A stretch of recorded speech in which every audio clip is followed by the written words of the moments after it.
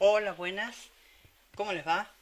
Vamos a empezar a grabar esta, lo que sería la segunda clase de Hablemos de Palabras, solamente que para mí vendría a ser la primera. ¿Saben por qué? Porque me parece que la otra que les grabé, sí, de contenido estaba bien, pero no, me pareció más una prueba.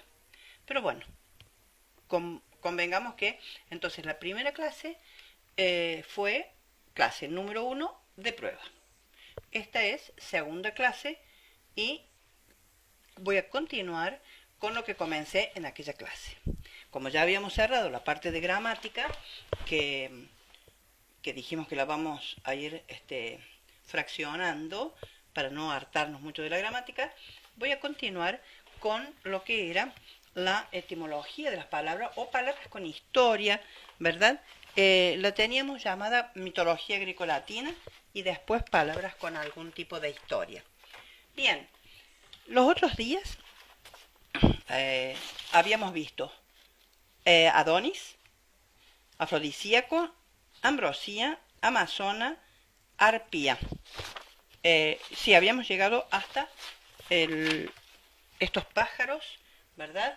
De la mitología griega que se llaman, que son las arpías. Ahora, si ustedes tienen a mano el apunte, vemos que la palabra que sigue es la palabra Ateneo.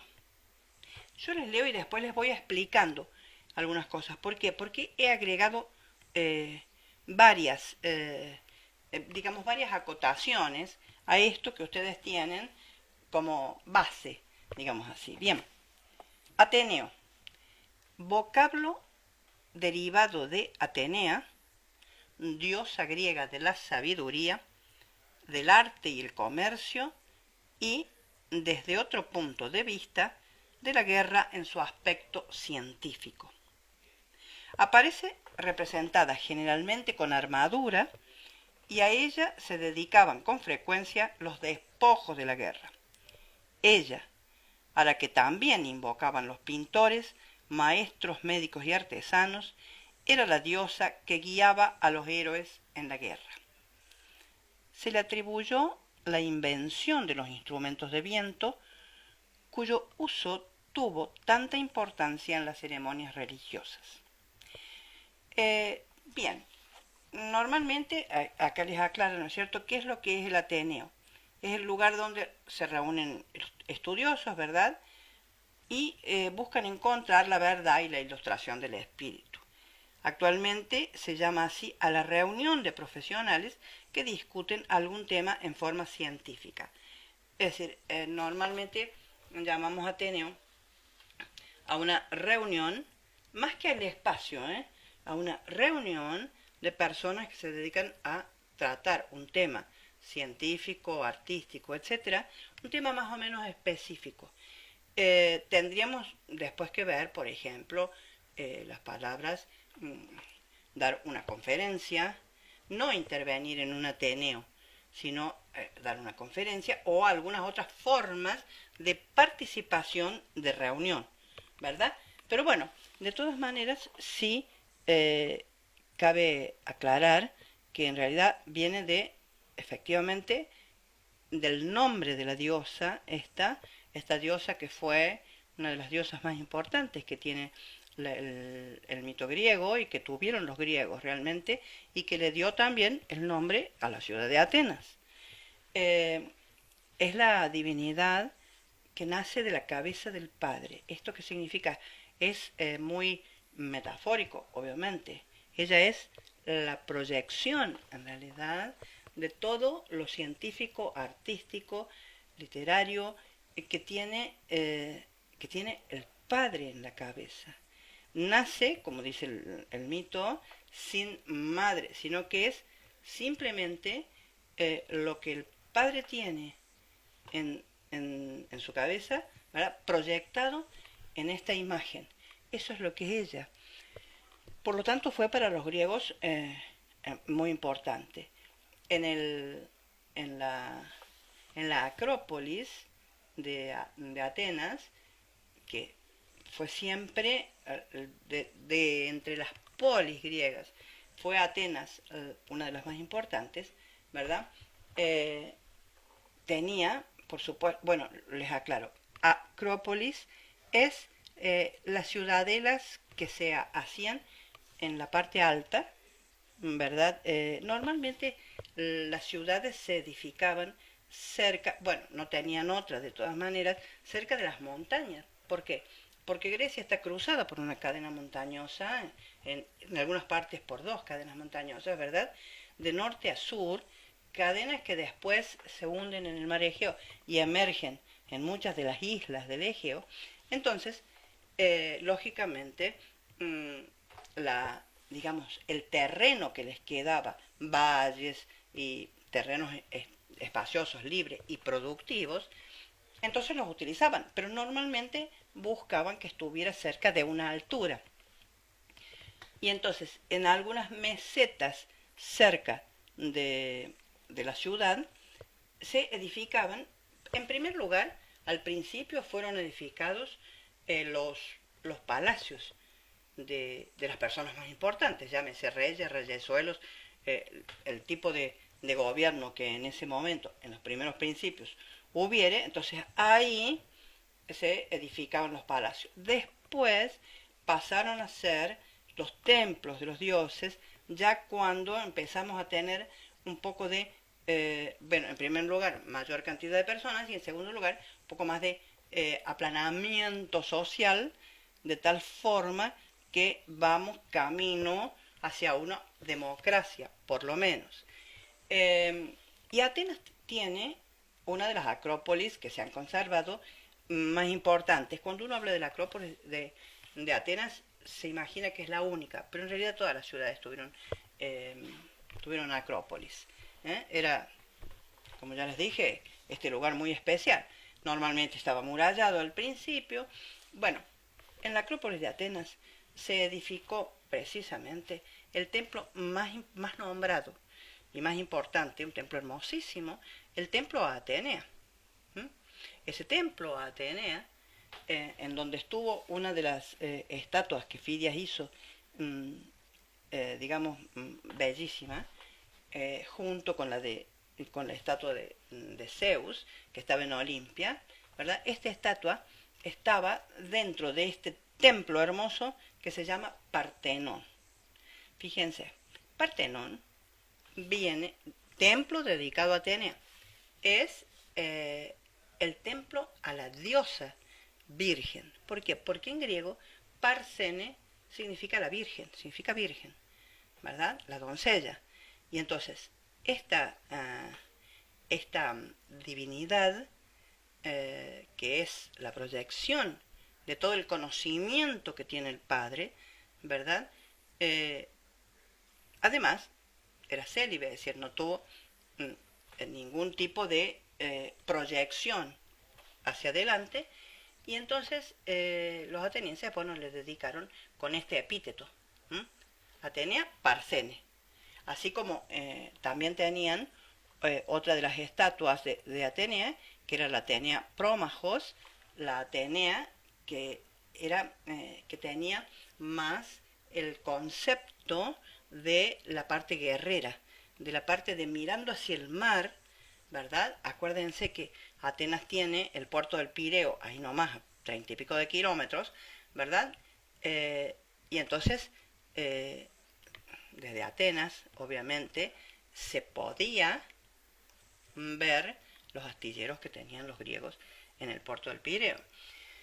Bueno, todo esto para decirles que es lógico que la palabra Ateneo signifique reunión de personas que se dedican a un estudio en concreto, un estudio en particular, que se trate y que se discuta un tema, ¿verdad? Para llegar a conclusiones o no, pero bueno, de todas maneras, ¿por qué? Porque el nombre de este tipo de reuniones proviene de esta divinidad, que era una divinidad muy especial. Bien, dicho esto acerca de la palabra Ateneo, tomo ahora la palabra Atlante, ¿Qué dice el texto que ustedes tienen? Proviene de Atlas, figura legendaria griega, hijo de Japeto y hermano de Prometeo. Se lo representaba sosteniendo los cielos o el mundo sobre sus espaldas. Fue padre de las Pléyades, las Híades, las Hespérides, que dieron nombre a constelaciones, y de Calipso. Bien, ¿quién es Atlante? Nosotros acá hemos puesto figura legendaria griega. En realidad es un titán. Es un titán junto con Japeto, que también es titán, y con Prometeo y Epimeteo. Muy bien, la palabra Atlante entonces proviene de esta figura que es el Atlas. ¿Cuándo nosotros utilizamos la palabra Atlante? Abajo le decimos, la costumbre de poner la imagen de Atlas en los antiguos mapas ha derivado en el moderno empleo de la palabra Atlas, que es un conjunto de mapas con gran variedad de datos geográficos, o también una serie de láminas o ilustraciones de algún tema específico. En arquitectura, el término Atlante adquiere el significado de columna en forma de hombre. Nosotros utilizamos, el arquitecto utiliza en su métier este nombre. Es decir, este templo está sostenido por atlantes. ¿Qué significa? Son columnas que tienen la forma masculina. Mientras que si tienen la forma femenina, como en el caso del templo que se llama Erectión, también en la Acrópolis de Atenas, ¿no es cierto? Esas figuras femeninas que son columnas que sostienen el entablamento, ¿verdad? Que es la parte que, es decir, están las columnas y aquí arriba, ¿verdad? Viene una parte que en aquel momento podía ser de madera o podía ser de algún material más duro y que se llama entablamento. Bien, estas columnas, si tienen forma femenina, se llaman cariátides en general. Y son famosas las cariátides del Erectión. Es uno de los templos que también está en la Acrópolis y que cuando uno va camino, haciendo una procesión camino al Partenón, ¿verdad? Pasa por ese templo. Es un templo dedicado a Erecteo, que fue un héroe realmente muy importante porque fue de los primigenios héroes de Atenas, previo a que Atenas se llamara tal, ¿verdad? Y entonces le dedicaron un templo a este héroe y es muy interesante el templo porque tiene como un balcón que sale hacia la parte de la procesión y está sostenido por figuras femeninas bellísimas. También dijeron en algún momento los que, digamos, estudiaban la etimología de las palabras, que cariátides en una de esas provenía de la palabra haris, como si fuera jariátides, en realidad.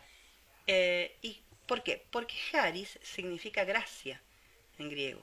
Entonces, estas figuras significaban la gracia realmente del cuerpo femenino, ¿verdad? Pero, en realidad, lo que les dice el diccionario etimológico cuando buscamos, mejor dicho, el diccionario etimológico de mitología, cuando trabajamos las cariátides, dicen que a lo mejor, y esto es muy probable, estas cariátides o esta palabra cariátides provendría de la ciudad de Caria, ¿no? La ciudad de Caria es una ciudad griega dedicada a la diosa Artemisa. Artemisa tenía muchas esclavas que digamos que le tenían no solamente que rendir culto, sino que eran su séquito en general. Y hubo un determinado momento, es todo digamos, una parte del discurso mítico, una de las tantas leyenditas que tiene, que dice que algunas de estas chicas, estas esclavas, se sublevaron y tuvieron un problema en relación a Artemisa, y Artemisa las castigó obligándolas a soportar pesados trabajos durante su vida. Entonces, simbólicamente, estas estatuas que soportan el entablamento del templo, eh, nos hacen acordar a aquellas esclavas que tuvieron que soportar, digamos, el castigo de haberse sublevado a Artemisa. De cualquiera de las dos formas, esto fue una especie de como de acotación en relación a Atlante.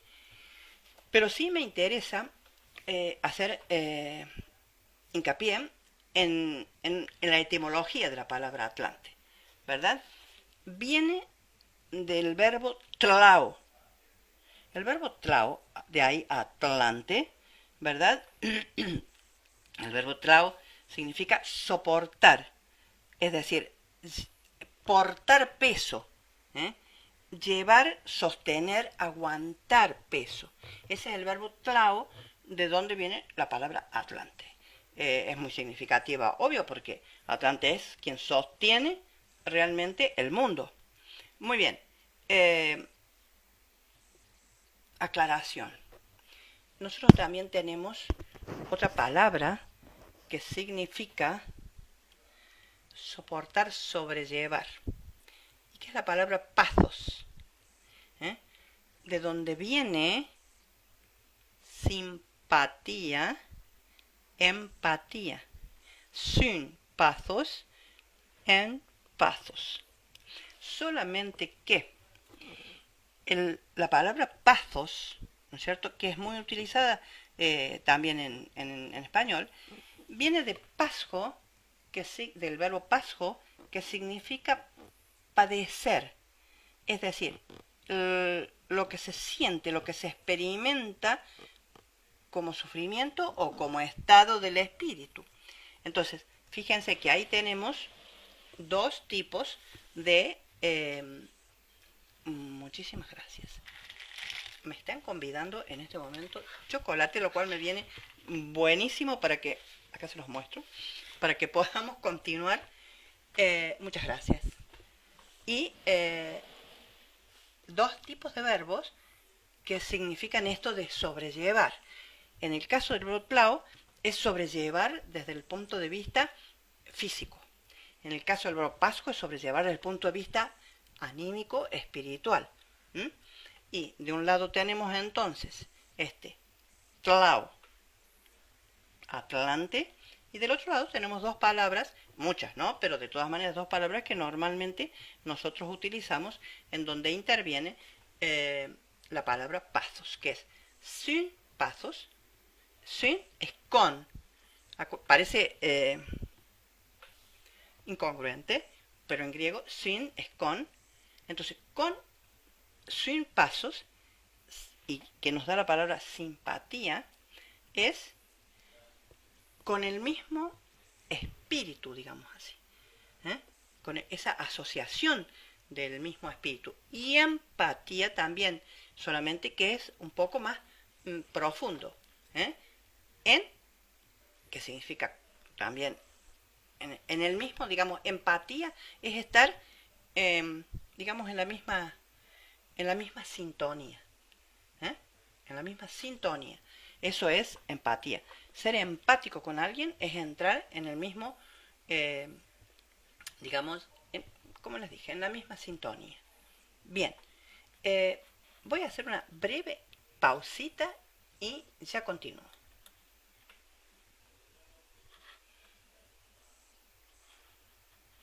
Vamos a ver. Buenas. Antes de continuar, querría preguntarles, mostrarles una hojita que tengo acá, para ver, una vez que vean esta clase, después me cuenten si, si yo tuviera que, como temporariamente no puedo tener un pizarrón donde estar escribiendo y moviéndome como hago siempre, Si yo, supónganse, escribo una palabra y se las muestro, la palabra sobre la cual quiero trabajar, por ejemplo, se las muestro de esta forma, ¿no? ¿Ven? Bien. Supónganse que quiero trabajar esto. ¿Por qué? Porque, que es una de las cosas que me gustaría trabajar, ¿verdad? Cuando decimos por qué, qué es lo que es por qué es lo que es este qué es lo que es esto. Bueno, ahí empiezo a hacer así de todas maneras, pero si fuera factible, eso es lo que me gustaría que me comentaran. Bien, continúo entonces después de Atlante y con la palabra ave fénix. Ave fénix, dice el texto, es una ave mitológica que aparecía en la Heliópolis egipcia, es decir, una ciudad griega en Egipto, una vez cada 500 años para enterrar a su progenitor en el santuario allí situado tras encerrar su cuerpo en un huevo de mirra. El pájaro, semejante a un águila, poseía plumas purpúreas y doradas. En otras versiones, cuando el fénix, del cual solo existía siempre uno, veía próximo su fin, construía un nido del que nacería el fénix que habría de sucederlo. Leyendas posteriores refieren también que el ave agonizante se arrojaba a las llamas de las que surgiría el nuevo descendiente. Siempre es más o menos lo mismo. El ave fénix es un mito que viene de Egipto, y la expresión es como el ave fénix se usa para aludir a una persona o una empresa, por ejemplo, que después de haber perdido todo surge con nuevos bríos y mayor entusiasmo. Sí, es verdad, nosotros es como el ave fénix, decimos nosotros, realmente, y lo utilizamos en ese sentido. Bien, alguna vez podríamos leer a algunos de los historiadores que traen ese mito realmente para que afianzar nuestros conocimientos en relación al origen de estas palabras. La palabra siguiente es una palabra muy interesante. Bacanal. Leo nada más que lo que dice ahí y después hablo. Término originado de Baco, dios romano del vino. Simboliza la fuerza reproductora y fertilizante de la naturaleza. Siendo Baco el dios del vino, las generaciones posteriores a este personaje mitológico celebraban festividades en su honor, ingiriendo grandes cantidades de vino. La expresión una bacanal es una orgía que degenera en la desvergüenza. Bien, me voy a detener en esta palabra bacanal, porque tenemos también otra palabra que es interesante y que es la palabra vacante, ¿verdad? Bien, lo que tenemos que saber es lo siguiente.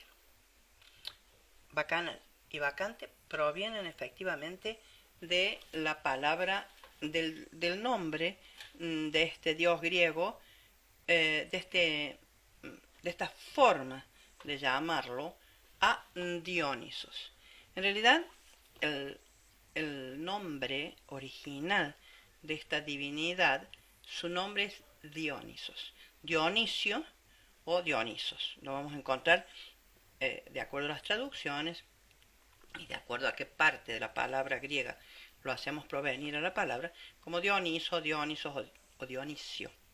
Bien, cuando nosotros etimológicamente la palabra Dionisos es complicada de desglosar, en realidad significa el dios como que nació dos veces, que pasó dos veces por la misma puerta. ¿Por qué? Porque Dionisos es engendrado por Zeus en una princesa tebana, ¿verdad? Y cuando esta princesa le pide a Zeus, no les voy a dar muchos nombres porque así no los confundo, le pide a Zeus que se aparezca realmente para comprobar que era Zeus quien había engendrado en ella esta posibilidad de un hijo, hay que tener en cuenta que la divinidad nunca puede aparecerse al ser en ninguna cultura, ¿eh? La divinidad nunca puede aparecer al ser humano, porque no tenemos la capacidad de ver la divinidad, ¿verdad? Por lo tanto, eh, tenemos que, la divinidad siempre busca alguna forma, como en el caso de las metamorfosis, que los otros días creo que mencionábamos una de las metamorfosis. Bien, Zeus, de todas maneras, no logra zafar de esto de presentarse a la princesa, y cuando se aparece, ella muere quemada, porque, es decir, el esplendor de la divinidad es tal, ¿verdad?, que le impide vivir. El hijo que llevaba dentro, entonces Zeus lo rescata antes de que terminara la gestación y lo coloca en su muslo.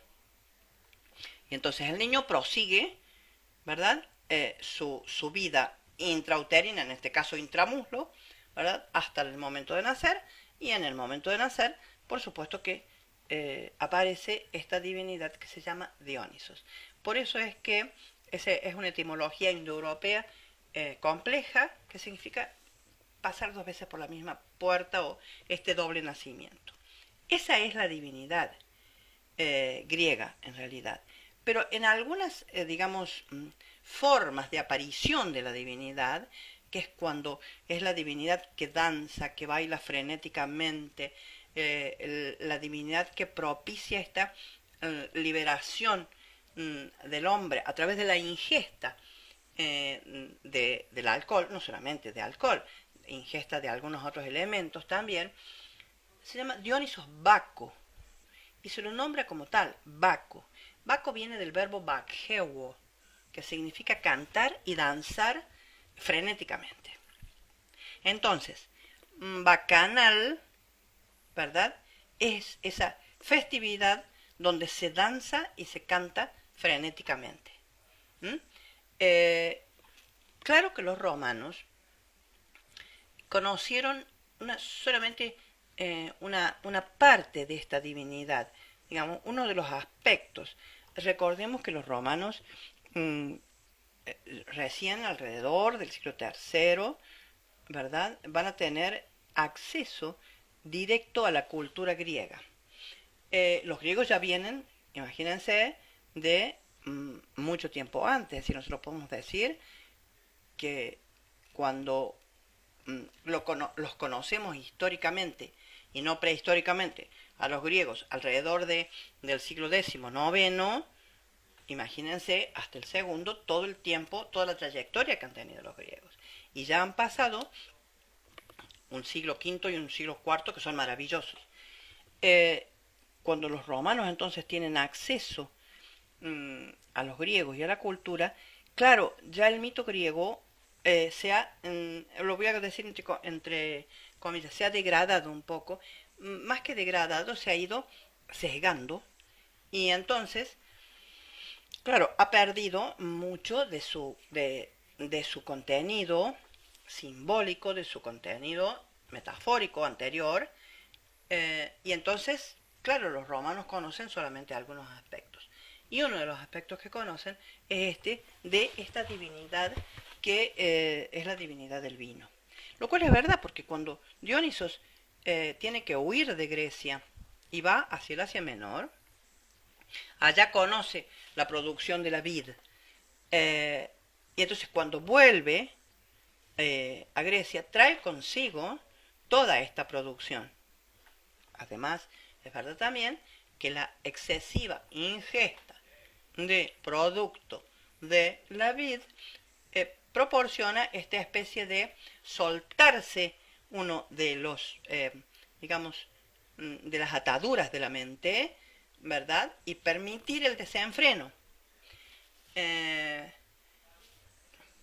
Ahí deberíamos entrar en Platón, ¿no es cierto?, y hablar realmente de esta dualidad que nosotros tenemos, cuerpo y espíritu, y cómo la mente va controlando esto, Y entonces ahí tendríamos que hablar de Apolo, que es el dios del intelecto, ¿verdad? El dios de la nous, el dios de la nous, que es esto, el dios digamos, de la luz del sol.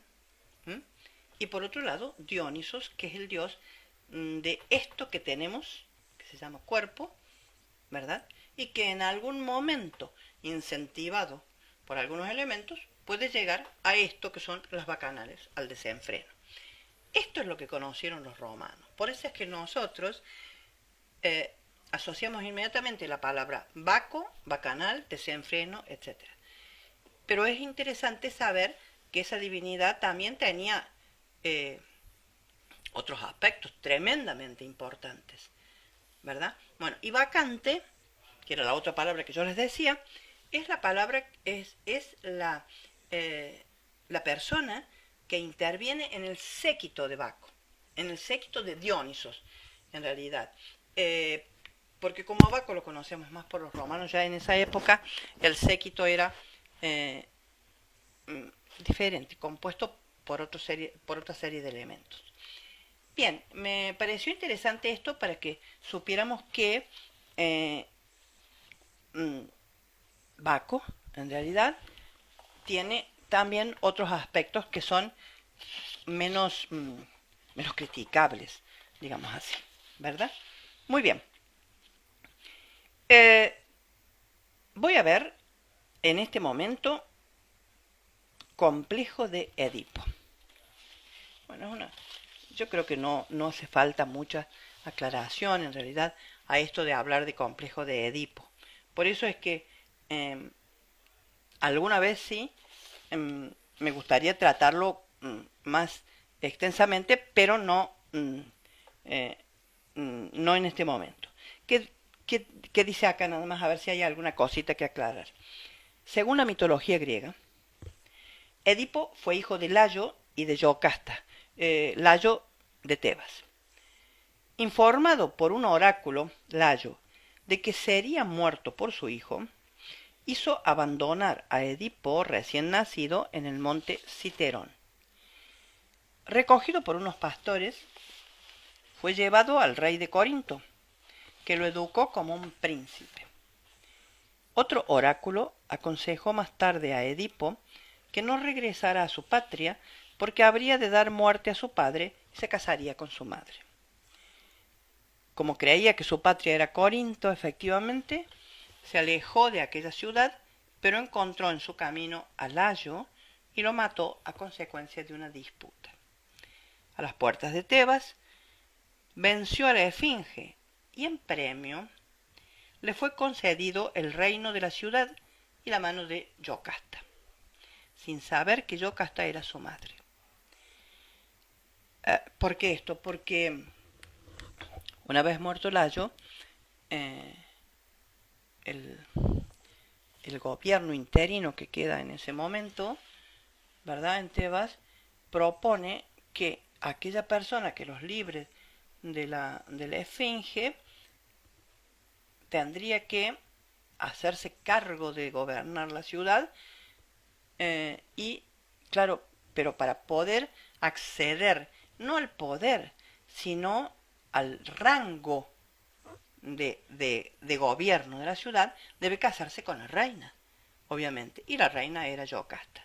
Como él vence a la Esfinge, entonces accede al poder casándose con Yocasta. Al descubrirlo, efectivamente, ella se ahorca y Edipo se saca los ojos y abandona Tebas, guiado por su hija Antígona. La leyenda inspiró a Sófocles dos de sus más bellas tragedias, Edipo Rey y Edipo en Colono, además de que escribió también Antígona y otros. Bueno, acá les hace una explicacióncita muy elemental, ¿no es cierto?, que la psicología freudiana comprende gran número de complejos, como el de Edipo, que se caracteriza por la persistencia del niño en apegarse demasiado a la madre, junto con un antagonismo muy remarcado hacia el padre. Muy bien, acá no voy a entrar en terrenos que no me competen. Y a continuación viene también complejo de Electra. Electra es hija de Agamemnón, rey de Argos y también de Micenas, que fue asesinado por su infiel esposa Clitemnestra y su amante Egisto. Electra dio muerte a su madre por haberle arrebatado al padre. Ya les explico una cosita nada más. Según las doctrinas psicoanalíticas, el complejo de Electra es una actitud emocional que experimentan en su infancia todas las mujeres hacia su madre. Esta actitud implica una identificación tan completa con la madre que la niña desea inconscientemente eliminarla y poseer al padre. De nuevo hago la aclaración, no entro en terreno que no me compete, pero bueno, es más o menos como para que entendamos cuáles son estos dos complejos. Sí, aclaro, esto de Electra, hija de Agamemnón y Clitemnestra, rey de Micenas. Acuérdense que Agamemnón fue el rey principal que fue a la guerra de Troya. Cuando él vuelve triunfante, Clitemnestra y su amante Egisto lo asesinan. Ellos habían tenido, Agamemnón y Clitemnestra, tres hijos, Electra, Ifigenia y Orestes. Orestes el pequeñito.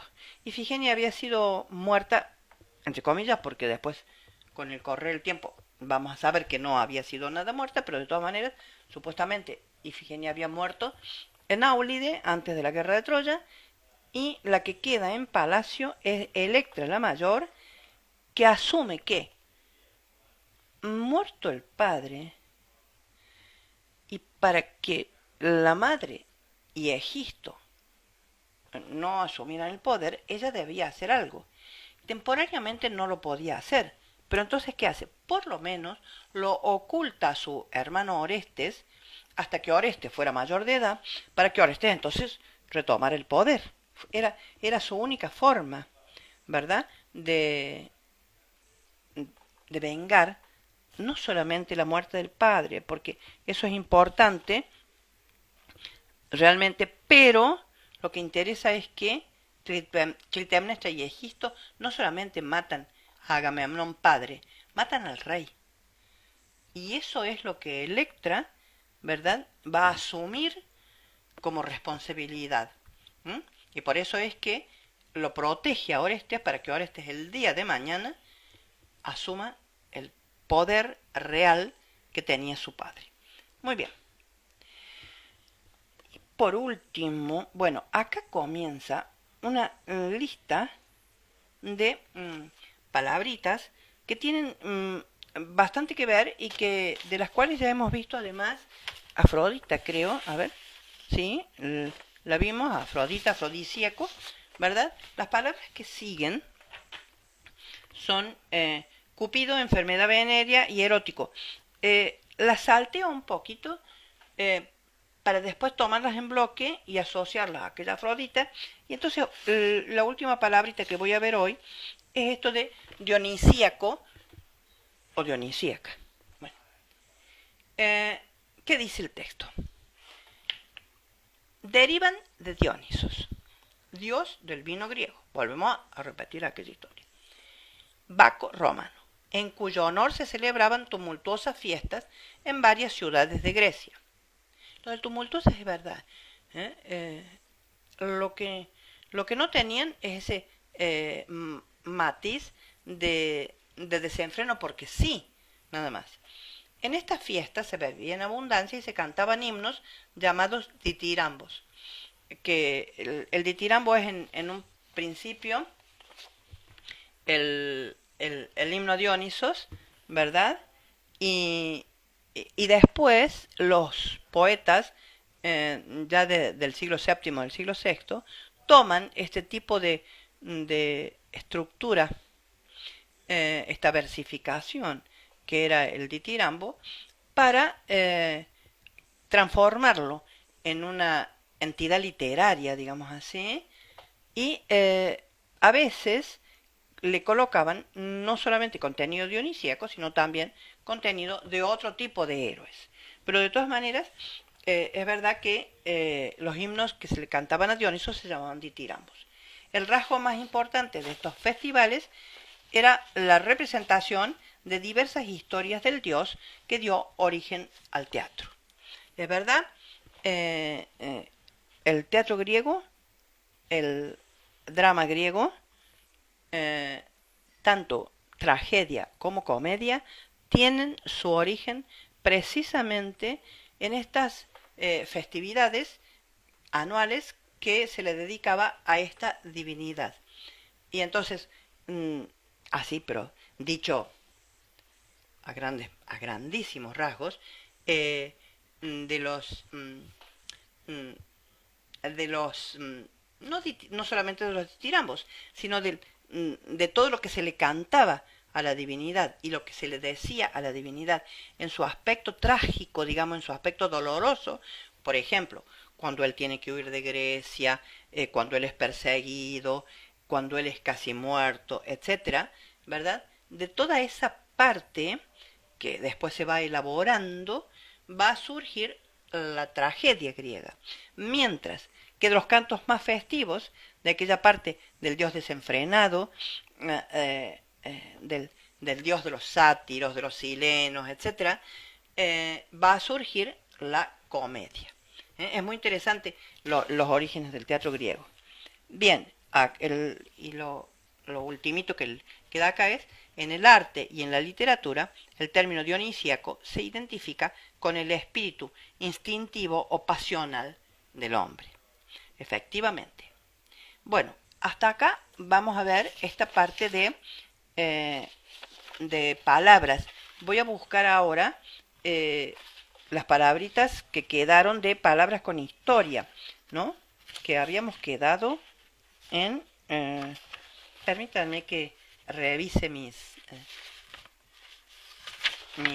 apuntes y vea con cuáles palabras nos habíamos quedado y en un minutito sigo.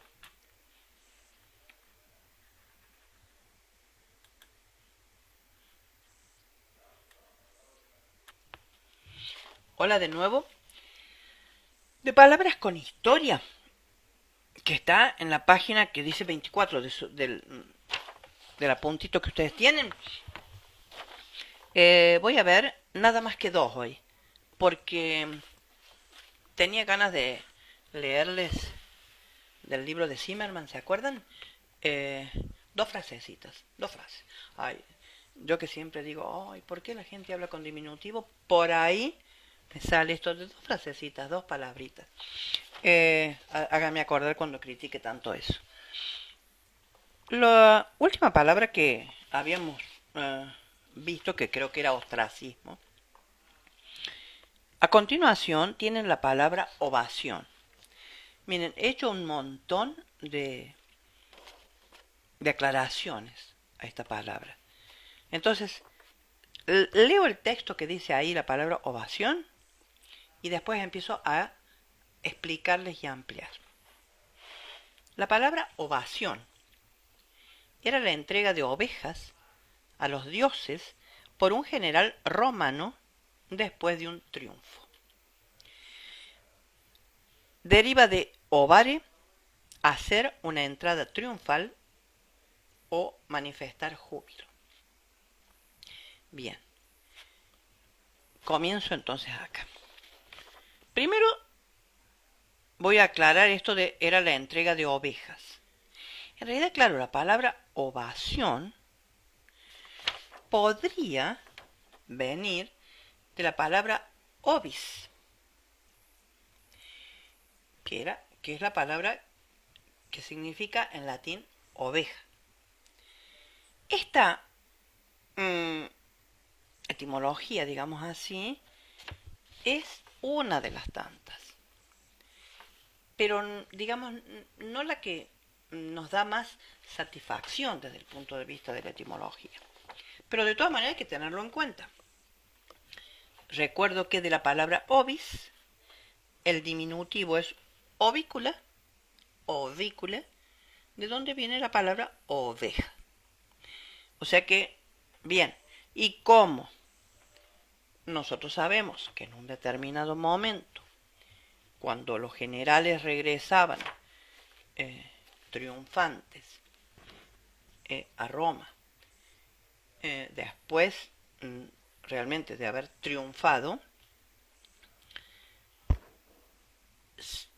se le entregaba, digamos así, se le daba, ¿verdad?, ovejas en, digamos, para que él sacrificara, hiciera el ritual de sacrificio a los dioses.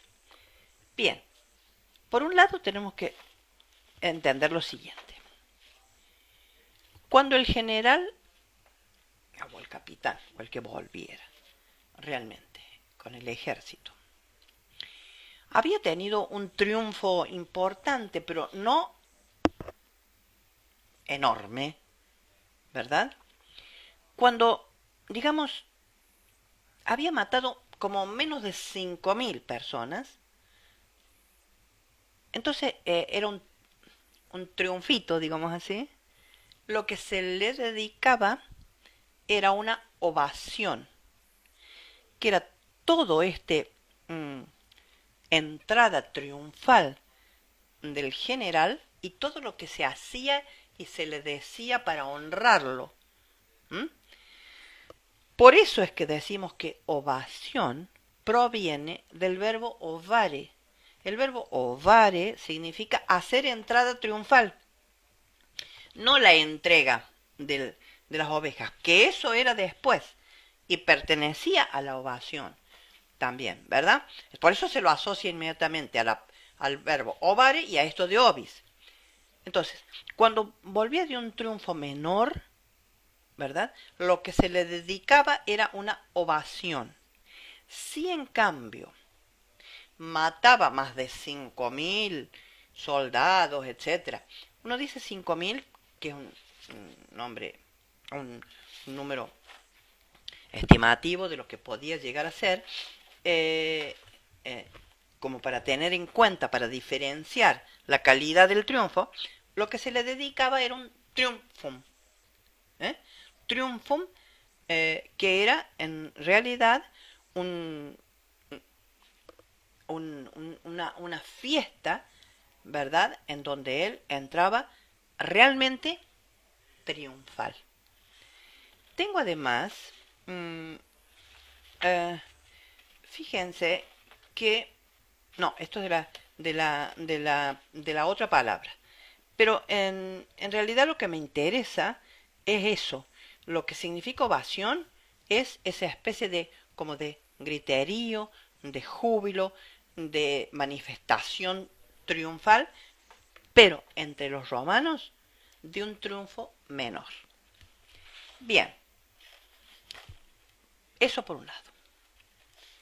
Y en la palabra que sigue, la palabra que sigue es muy interesante.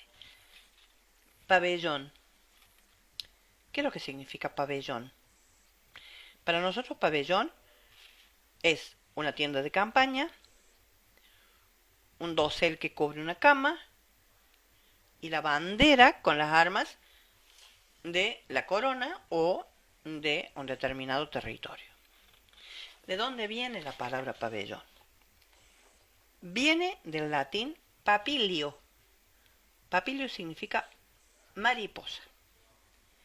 Y dice acá, pasó a significar tienda de campaña por comparación de las alas del insecto con las de las tiendas agitadas por el viento. Desde tienda se pasó a la idea de edificio aislado. Es verdad. El pabellón, nosotros decimos, aquel es el pabellón de psiquiátricos, por ejemplo. También de tienda pasó a dosel que cubre una cama. Y de ahí a bandera con las armas de la corona. Muy interesante es que en náhuatl, que es una lengua mexicana, ¿verdad? O tendríamos que hablar de las lenguas aborígenes para explicar bien lo del náhuatl, pero lo que me interesa es eso. ¿Saben cómo se dice mariposa? Papalot. Papalot. Por lo tanto, suena a papilio. Es muy interesante esa asociación de sonidos entre papilio en latín y papalot en el idioma mexicano. Por otro lado, tenemos que decir que en otros idiomas también tienen su etimología interesante. ¿Cómo se dice? Mariposa. No pabellón, sino mariposa en inglés, por ejemplo. Butterfly. ¿Y saben lo que es? En realidad tendría que ser algo así como manteca que flota. Miren, un día les voy a contar en realidad de dónde viene esto de butterfly, de manteca que flota, porque era como una grasa o una manteca que ciertos insectos robaban en determinado momento. Entonces se lo asocia a este tipo de insectos. En portugués nosotros decimos borboleta. Y este borboleta tiene que ver también con belbelita. Pero belbelita, que diríamos en italiano, tiene que ver con bellum, que significa guerra. Entonces eso lo voy a dejar para otra vez.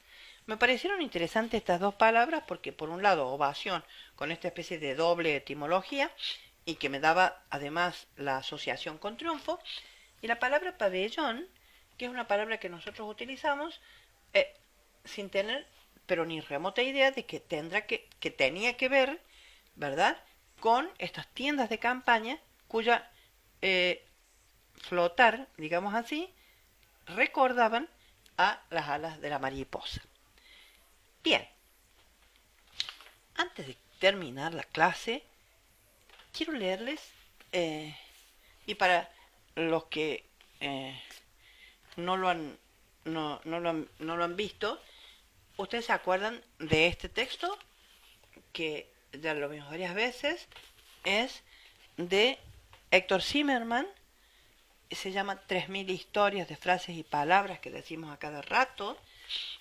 Ustedes me regalaron este y el que le sigue, y de él me tomo el atrevimiento, les leo un poquitito de Zimmerman, ¿verdad?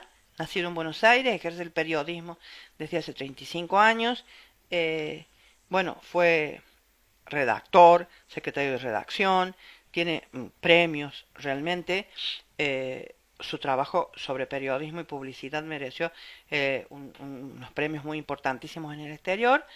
Y en ficción obtuvo el primer premio en el tercer concurso de cuentos policiales organizado por la revista Bea y Lea. ¿Se acuerdan de Bea y Lea? Bien. Fue un periodista que tuvo realmente mucho interés por la lingüística.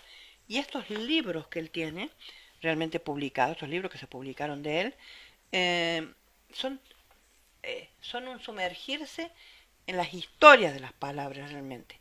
Y de él yo he ido sacando, lo que me interesa son unas frasecitas que él dale con frasecitas, unas frases que él va explicando. Frases que nosotros normalmente decimos. Y entonces, he tomado dos hoy para leerles. La expresión cabeza de turco. Cuando decimos cabeza de turco, ¿qué es lo que queremos decir?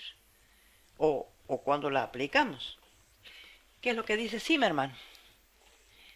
Al promediar el siglo XVII y durante largo tiempo, la moda de lo turco se apoderó de buena parte de Europa. El café a la turca, los divanes, llamados otomanas en Occidente, las pinturas con sultanes y odaliscas invadieron los salones.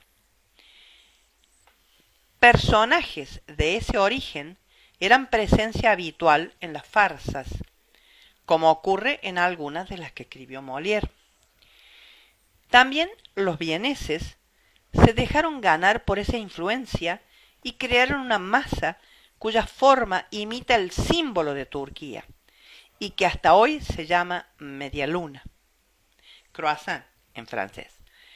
una manera algo burlona de celebrar un triunfo sobre los otomanos a las puertas de Viena.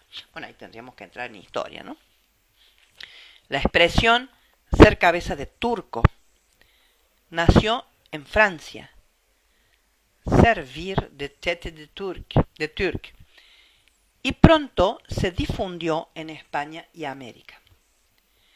Proviene de las ferias de diversiones y se debe a los juegos de tiro al muñeco. En ellos nunca faltaba alguno vestido de turco. Quien lo descabezaba o le volteaba el fez rojo ganaba un premio. Hoy, hacer de alguien la cabeza de turco es endilgarle la culpa de otros. Una cabeza fácil de arrancar y que siempre viene bien para no perder la propia. Me pareció interesante porque vieron que nosotros usamos frases a montones y por ahí es interesante. Bueno, creo que con esta frase, esta expresión más que frase, estoy utilizando mal el término, esta expresión, me voy a despedir de ustedes en esta clase. Cuéntenme si realmente esta clase resultó un poco más clara y un poco más lenta, pausada que la vez anterior. Gente, que tengan ustedes buena semana y buen fin de semana.